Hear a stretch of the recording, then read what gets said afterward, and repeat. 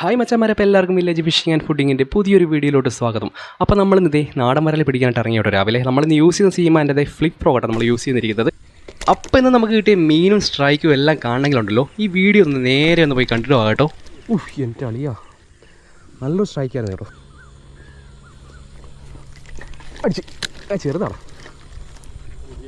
ചെറുതാ ഈ ഏരിയയിൽ. കാരണം എന്താ, നിറച്ച് പുല്ലും കാര്യങ്ങളൊക്കെ പിടിച്ച് നിൽക്കുന്നതുകൊണ്ട് ഈ ഇതിൻ്റെ ഇടയിലൊക്കെ മീൻ കാണാൻ നല്ല ചാൻസ് ഉണ്ട്. കറക്റ്റ് എറിഞ്ഞു അടിച്ച്